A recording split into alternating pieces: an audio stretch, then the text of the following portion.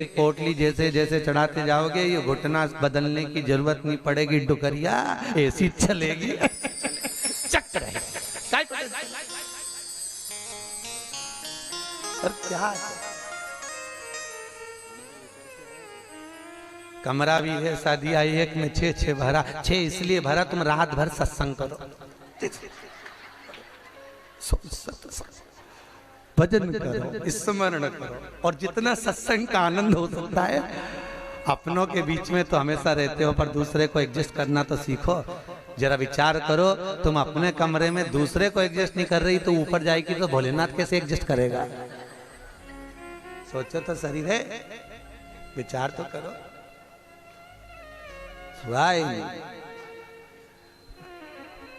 भगवान शिव की कथा है, 24,000 श्लोक शिव महापुराण में है, 12 संहिता, और एक एक संहिता भगवान शंकर को समर्पित है। भगवान शिव 6 सूत्र शिव महापुराण के हैं कि शंकर को पाने के 6 सूत्र बताएं। पहला, मस्तक पर तिलक लगा दो, त्रिपुंड लगा दो, नहीं लगा सकते तो गले में रुद्राक्ष की माला पहन लो। इतना भी नहीं कर सकते, तीसरे नंबर का सूत्र है कि भगवान शंकर का मंत्र जाप कर लो, नमः शिवाय, ओम नमः शिवाय। ये भी नहीं कर सकते तो मंदिर में शंकर जी को 1 लोटा पानी चढ़ा दो, चौथा सूत्र। 5वां सूत्र है, इतना भी नहीं कर सकते तो किसी शंकर के मंदिर के पास में से निकल कर चले जाओ तो शंकर के मंदिर का शिखर का दर्शन हो जाएगा। शिखर दर्शनम सर्व पाप नाशनम, बस उतना भी बहुत है। ये 5।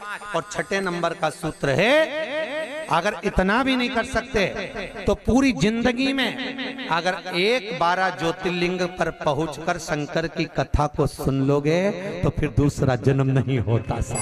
ये 6 सूत्र शंकर को पाने के हैं, भगवत भक्ति को पाने के हैं, भगवत रस तत्व को पाने के हैं। 6 सूत्र है, शंकर का अनुमोदन करें। ऐसी कौन सी भूमि है, ऐसी कौन सी जगह है जहां शंकर नहीं है? हर जगह, हर तत्व में, कण कण में, हर जगह पर वही तो समाया है। बस हमारे नेत्र परखैया नहीं है, इसलिए हम पहचान नहीं पाते। बहुत दुनिया के लोग बहुत कम पहचान कर पाते हैं। बस अंतर तब आता है एक घर के बुजुर्ग माता पिता को और एक परमात्मा को लोग अंतिम तक नहीं पहचान पाते। अंतिम तक बहुत कठिन। माता पिता सब कुछ दे देते हैं बच्चों को। एक सास अपनी बहू को जब पसंद करके आती है, जो सास कभी अपनी देवरानी जेठानी की एक अंगूठी नहीं दे वो हाफ सेट दे के आ जाती है। सोचो जरा, विचार करो, खुद कैसी भी साड़ी पहने पर बहू को एक से बढ़कर एक चढ़ावे में चढ़ा देती है, तैयार होने का डब्बा भी देती है, नंबर की चप्पल भी देती है, सब कुछ देती है। शादी नहीं होती उससे पहले ना जाने कितना सास बहू को दे आती है। कितना विश्वास सास का बहू पर होगा। और बहू जब पहली विदाई में घर से सास के यहाँ से जाती है तो अलमारी में ताला लगा के चाबी घर ले जाती है। सोचो, सास ने कितना विश्वास करा, सब कुछ दे दिया, और बहू ने ऐसा विश्वास करा कि चाबी तक बटोर के पहली विदाई में ले गई। पहली विदाई क्यों? क्योंकि नंदे आई है, डोकरी निकाल के ना दे दे कच्छू। विश्वास कहाँ, भरोसा कहाँ, पूर्ण तक कहाँ है? भगवान शंकर की कथा कर रही है। 6 सूत्र में से अगर एक सूत्र भी भगवान शंकर का आपकी जिंदगी में आ गया तो जीवन का आनंद देने वाला हो गया। ध्यान देना, कन्यादान जो तुमने करा है उसका पुण्य तुम्हारे मरने से पहले हो सकता है कि समाप्त हो जाए। अन्नदान जो तुमने करा है उसका पुण्य हो सकता है तुम्हारे मरने से पहले समाप्त हो जाए। क्योंकि कई लोग कहते हैं हमने कन्यादान करा, हमने वस्त्र दान करा, हमने मुद्रा दान करी, हमने स्वर्ण दान करा, हमने अन्न दान करा, हमने भागवत कराई, हमने रामायण करवाई, हमने गीता करवाई, हमने तीर्थ करे, हमने व्रत करे। ये सारे पुण्य तुम्हारे खाते में हैं। एक पलड़े में तुम्हारे पुण्य रखे हैं, पर एक पलड़े में जो पुण्य इकट्ठे करके रखे हैं तो पाप भी तो देखो कितना करो। पाप भी तो देखो, मालूम पड़े मुंह से किसी की निंदा कर दी, उसी पुण्य में से कम हो गया। हुआ कि नहीं हुआ? अरे बोलो तो सही, अब 200 रुपए लेके आई थी, अब 200 रुपए में से खर्चा करते जा रहे हो तो होगा कि नहीं होगा खर्चा? थोड़ा गलत बोल दिया, पुण्य समाप्त हुआ। किसी को अपशब्द बोल दिए, पुण्य समाप्त हो गया। किसी के लिए गलत देख लिया, पुण्य समाप्त हो गया। किसी के लिए गलत सुन लिया, पुण्य समाप्त हो गया। हमने पुण्य तो बहुत कमाया, हमने ढेर पुण्य इकट्ठा करा, कन्यादान, वस्त्रदान, अन्नदान, मुद्रादान, स्वर्णदान, भागवत, रामायण, गीता, यज्ञ, अनुष्ठान, संत पूजा, गुरु पूजा, सब कुछ करी, पुण्य तो ढेर इकट्ठा करा। पर मरने से पहले ये सारा पुण्य तुम्हारा बोलने से, अपशब्द कहने से, ताना देने से, निंदा सुनने से, गलत देखने से समाप्त हो गया।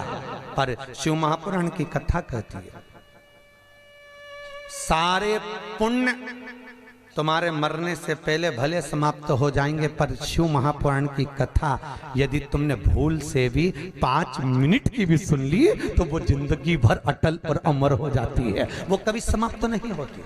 शिव महापुराण की पुण्य कभी समाप्त नहीं होता, शंकर का किया हुआ पुण्य कभी समाप्त नहीं होता।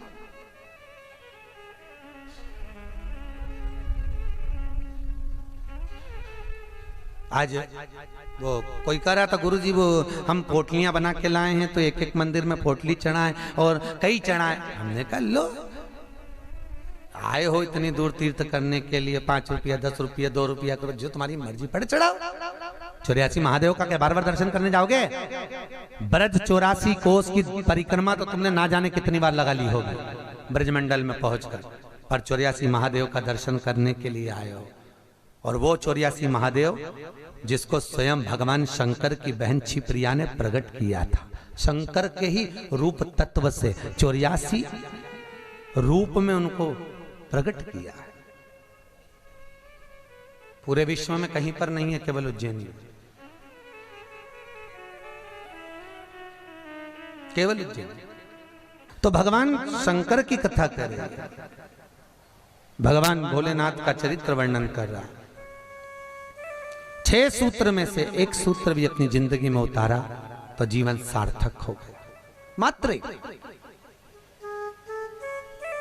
भगवान शंकर की पावन कथा का रसतत्व ग्रहण करें। एक देवराज नाम का ब्राह्मण शरीर में ताप पड़ गया, और शरीर में ताप पड़ने के कारण बहुत ताप पड़ा तो शंकर के मंदिर में पहुंच गया, बैठा। अब वहां तो थोड़ी थोड़ी देर में शंकर के मंदिर में कथा हो रही थी, प्रवचन चल रहे थे, शिव महापुराण का चरित्र चल रहा था, और ये थोड़ी थोड़ी देर में पंडित जी चिल्लाएं हर हर महादेव। अब जैसे ही पंडित जी चिल्लाएं तो इसके शरीर में ताप पड़े, इसको आ रहा बुखार। अब बुखार आए और कहीं का चिल्लाए, सिर दर्द हो और कहीं का चिल्लाए तो बड़ा बुरा लगे महाराज। अब इसको तो बड़ा अंदर से खटकाओ कि बताओ मेरे तो शरीर में ताप पड़ रहा, महाराज हर हर महादेव चिल्ला रहा, पर बोल सकता नहीं। ताप पड़ते पड़ते पड़ते पड़ते थोड़ी देर में ये यहाँ से चला शंकर के मंदिर से कथा श्रवण कर कर थोड़ी देर भले ताप पड़ा, बुखार आया, सिर दर्द हुआ, सब कुछ हुआ, पर शंकर की कथा तो शरीर में पहुंच गई, इस आत्मा तक पहुंच गई। होता है जब घर से चले होगे तो सोचे पाँव दुख रहा है, बुखार आ रहा है, सर दर्द हो रहा, ये हो रहा, वो हो रहा, पर शंकर के धाम में पहुंच गए तो अब ये सोच लो कि तुम शंकर के हो गए, तुम शिव के। यहाँ बिठले सेवा समिति के कहने पर नहीं आए, यहाँ पाठक जी के कहने पर नहीं आए, यहाँ हमारे कहने पर नहीं आए, यहाँ तो हम भी बुलाते तो तुम नहीं आते, क्योंकि ये नगरी महाकाल की है। महाकाल का राजा है महाकाल, और महाकाल राजा का एक नियम है, यहाँ कोई राजा, कोई मंत्री, कोई बड़े से बड़ा राजपाट वाला इस नगरी में रात नहीं रुक सकता, यहाँ का नियम है। क्योंकि यहाँ एक ही राजा, कौन सा? महाकाल राजा, बस उसी का राज्य चलता। तो जब उसके घर में आए हो तो हम कौन बुलाने वाले? बोलो तो सही। उसने बुलाया, उसने ठहराया, उसने खिलाया, उसने घुमाया, 5 दिन घूमो फिरो, उसका दर्शन करो, आनंद करो, घरे जा। घर वाले पूछे कहाँ गई थी तो कहना महाकाल के घर गई थी, उसने बुलाया। रामकृष्ण परमहंस जी से एक ने कहा, रामकृष्ण परमहंस जी से बोले, अरे रामकृष्ण परमहंस जी, हमने सुना है कि माता जगतजननी जगदम्बा शारदा भवानी माँ देवी आपसे बात करने के लिए आती हैं, आपसे मिलने के लिए आती हैं। रामकृष्ण परमहंस जी ने कहा, तो रामकृष्ण परमहंस जी, अगर देवी जी तुमसे मिलने आती हैं, देवी जी तुमसे बात करने आती हैं, जगदम्बा तुमसे मिलने के लिए आती है, तो रामकृष्ण परमहंस जी एक काम करो ना, एक आध बार माता जी को हमारे घर भी भेज दो। हंसी उड़ाने वाले तो कुछ भी बोल देते हैं, एक आध बार माता जी को हमारे घर भेज दो। रामकृष्ण परमहंस जी ने कहा ठीक है, एड्रेस बता दो,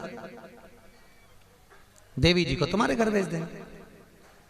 बोलो एड्रेस क्या है? उस व्यक्ति ने कहा फलाना गली में, फलाना मोहल्ले में, ये वाले मकान में, इस नंबर में, इस जगह पर मैं रहता हूं। रामकृष्ण परमहंस जी ने कहा, स्वामी विवेकानंद के गुरु रामकृष्ण परमहंस जी कहते हैं, जो एड्रेस आपने दिया ये तो आपके घर का है, ये आपके घर का एड्रेस है, आपका एड्रेस दीजिए, आप कहाँ रहते हैं?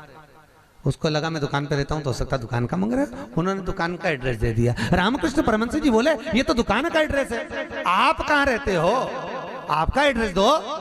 तो रामकृष्ण परमहंस जी के शब्द सुने तो उस व्यक्ति ने कहा ये हमारा ही तो एड्रेस है। रामकृष्ण परमहंस जी बोले जिस घर का एड्रेस दिया वो तो घर का है, जिस दुकान का एड्रेस दिया वो तो दुकान का, कि दुकान यहाँ है वो वहां घर है, तू कहाँ रहता है, तेरा एड्रेस बता, तू रहता कहाँ है?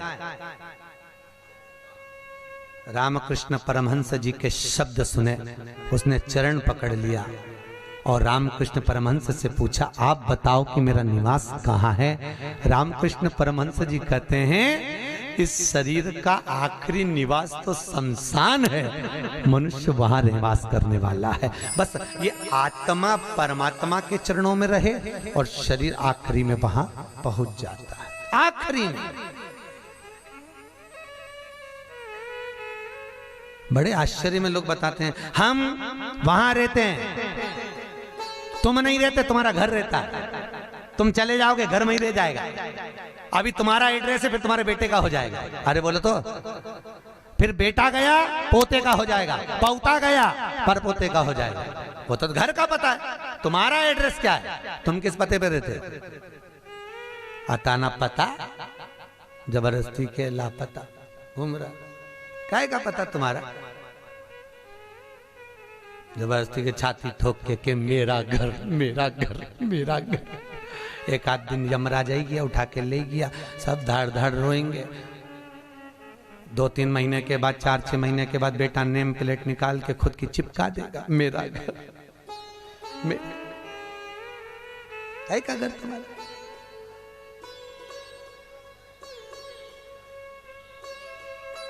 क्या कहा? सज धज के जिस दिन मौत की सहजादी आएगी, ना सोना।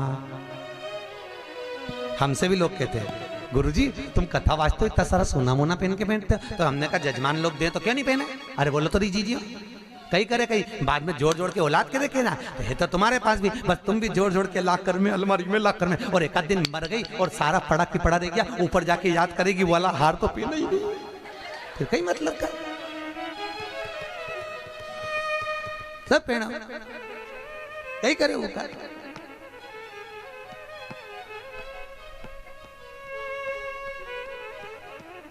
उसका करे क्या? जितनी साड़ी धरी है सब पहन लो जीजियों, बाद में किसी काम की नहीं, सब धरी ले जाए। ऊपर जाती जाती यमराज सेकेगी, नीली वाली तो पहनी नहीं थी, अभी पीको लगवाई थी, एक बार फिर से छोड़ दे वंश मोर, फिर से छोड़। भगवान भी यमराज भी कहेगा चल ऊपर चल, अब कहीं नहीं पहने, ले गया वही करे। खूब जोड़ा, आखिरी में यही छोड़ा, और फिर इतना बड़ा फोटो टंगा, उनमें प्लास्टिक के फूल की माला, और वो भी पंखा में माला यूं हिले, पंखा में माला हिले और डोकरी फोटो में स्माइल दे। वो डोकरी भी इसलिए स्माइल दे कि बेटी हम भी जोड़ जोड़ के मर गए, यही टंग गए, तुझे भी टंगना है, इसलिए डोकरी भी हंसे, यही टंगे से जोड़ो। कुछ नहीं खाया, खूब जोड़ा, खाना खाने की फुर्सत नहीं थी, साहब सवेरे 8 बजे से रात को 10 बजे तक दुकान नहीं छूटे, नहीं छूटे।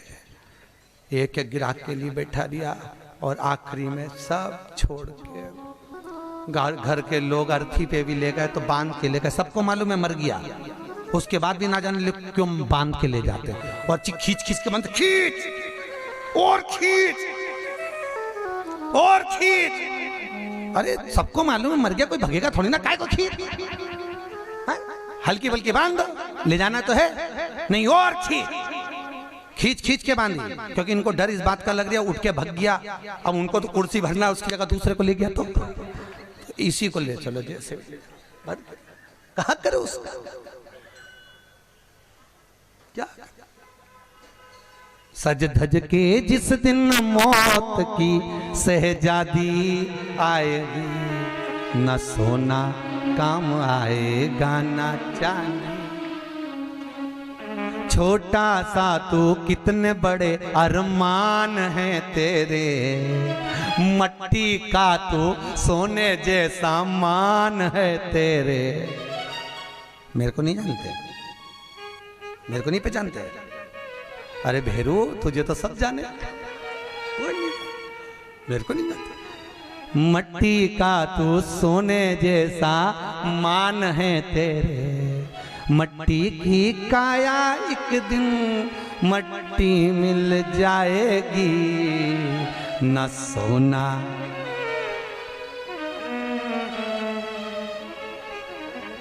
कई करोगा फिर।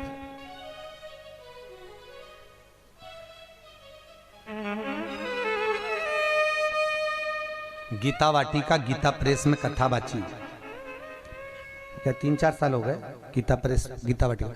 उन्होंने कहा गीता वाटिका वालों ने, गुरुजी हमारा गीता प्रेस वालों की ओर से कैंसर हॉस्पिटल चलता है गोरखपुर में, आप चलिए। देखने गए, बड़े बड़े करोड़पति भी अटैची लेकर पैसे की खड़े थे कि मेरे पिता के कैंसर ठीक कर दीजिए। इनका ये पत्नी का कैंसर, अटैचियों में माल भरा था और कह रहे थे ये ठीक कर दीजिए, अटैचियों में माल भरा। काम आ सकता है, अटैची भर कर रखी हुई है, पर शिव महापुराण की कथा कहती है जहां पर औषधि भी काम नहीं करती वहां पर शिव की करुणा काम कर जाती है और कृपा बरसा देती है। शिव की कृपा, शंकर करुणा करता। तुम एक बार विश्वास रखो उस शिव पर, उस शंकर पर। देवराज ने प्राणों को त्यागा, प्राणों को त्यागा तो भगवान शंकर के धाम में चले गया, क्योंकि भले 5 मिनट की भी कथा सुनी हो, चलते चलते भी अगर शिव महापुराण तुम्हारे कानों में पड़ गई हो, चलते चलते भी अगर तुम्हारे कानों में एक शब्द भी शंकर की कथा का मिल गया हो, तो वो शंकर की कथा कभी छिन्नित नहीं होती, वो शंकर से मिला देती है। शंकर से, शिव से मिला। देवराज मोक्ष पा गए। फिर अगला चरित्र सुनाया एक बिंदुक नाम का ब्राह्मण जिसकी धर्मपत्नी का नाम था चंचुला देवी। बिंदुक जो भी लाता वो चंचुला को लाकर देता। क्यों देता? क्योंकि पति का नाम केवल पति है, पर पत्नी का नाम धर्म पत्नी है। पति कुछ भी कमाई कर लाएगा वो अपनी धर्म पत्नी को देगा, क्योंकि ये धर्म में लगाती रहेगी। अगर ये मेरी कमाई को धर्म में लगाएगी तो मुझे भी वैकुंठ तक तो ले ही जाएगी। ये धर्म पत्नी है, धर्म पत्नी।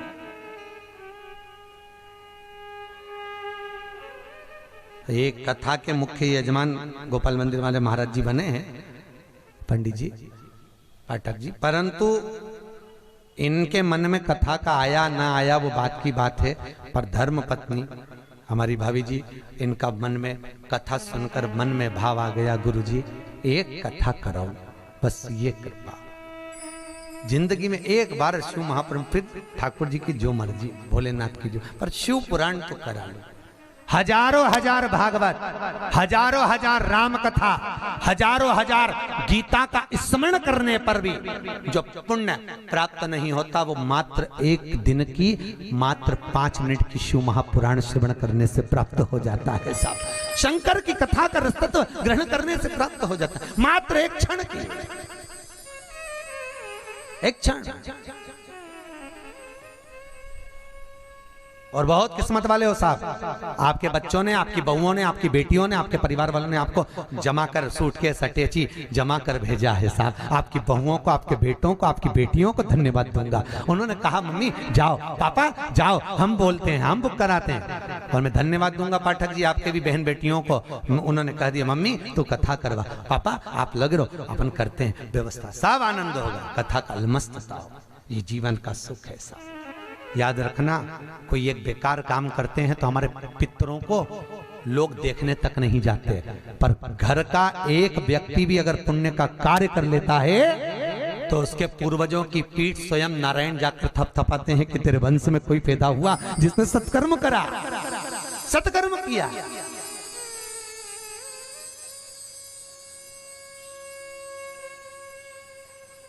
पुण्यता। और ये मुख्य यजमान जो बने ये बहुत करोड़पति नहीं है, मंदिर के पुजारी जी हैं। भोपाल मंदिर में पंडिताई करते हैं, पूजा पाठ करते हैं।